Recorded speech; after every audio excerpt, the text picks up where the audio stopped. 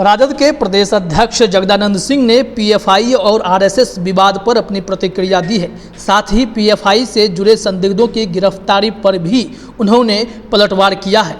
उन्होंने पूछा है कि अभी कोई साबित कैसे हुआ कि वो आतंकवादी है। पीएफआई और आरएसएस की अगर तुलना की जा रही है तो इसमें गलत क्या है। जैसे आरएसएस लोगों को शारीरिक प्रशिक्षण देता है, वैसे ही पीएफआई भी यही काम कर रही थी। तो ऐसे में दिक्कत कहाँ से हो गई।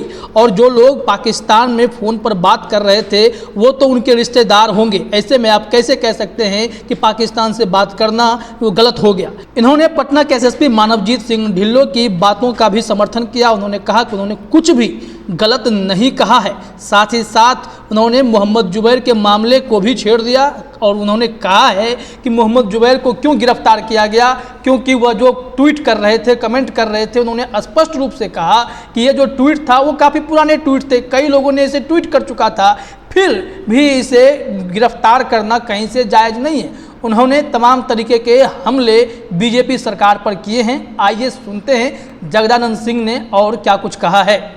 हम पूछ रहे हैं कि अभी ये साबित कहाँ हुआ कि वो आतंकवादी हैं।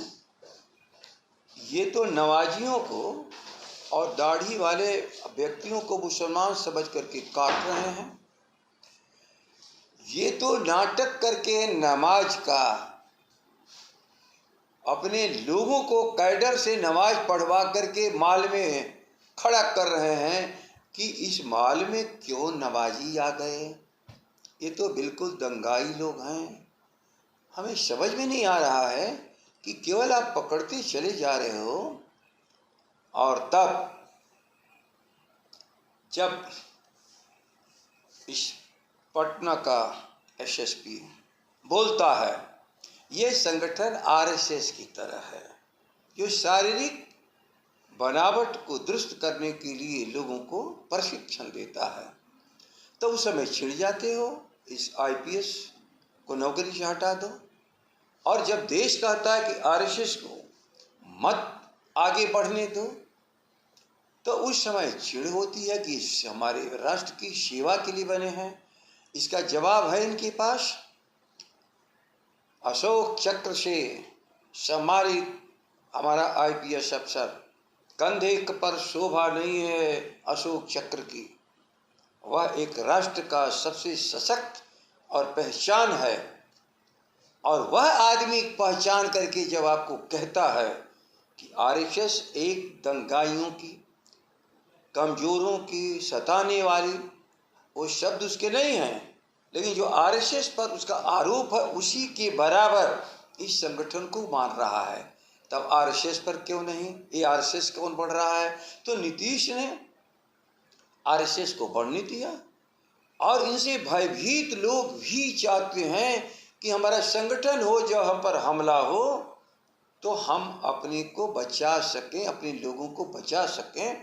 ये उनका भी आरएसएस की तरह एक संगठन है। लेकिन भयभीत एक कौम देश में सुरक्षा का खतरा क्यों माने? और जब वह भी चाहते हैं कि हम अपने कौम की सेवा करें, तो आप उनको दंगाई और राष्ट्र विरोधी क्यों कह रहे हो? क्या बात कभी कभी होती है, पाकिस्तान से इनके टेलीफोन की बात होती है। पाकिस्तान में तो लोगों के रिश्तेदार हैं, जो यहाँ से गए वो भारत के लोग थे। तो अपने रिश्तेदारों से बात करना मतलब राष्ट्र विरोध है क्या? ये तो बताना चाहिए कौन सा वह क्रिया, कौन सा वह काम जिसके द्वारा ये साबित होता है कि टेलीफोन पर बात की गई, जो भारत की सुरक्षा के लिए खतरा है। और जब जब भारत की सुरक्षा के लिए खतरनाक लोग पकड़े गए पाकिस्तान के एजेंट में, वो सभी आरएसएस और हिंदू लोग थे। इसलिए ये जो कर रहे हैं हम सब इसको स्वीकार नहीं कर रहे हैं। हाँ, कल न्यायालय और सभी लोग, अभी एक जुबैर साहब को आप चाहते हो जेल से बाहर ना आने पावे, लोगों में अवेयरनेस न डाल सकें। उनका कहना है कि मैंने वो ट्वीट किया जो अनेकों बार लोग कर चुके थे, फिर भी उनको आप उन्मादी मान लिया। उन्मादी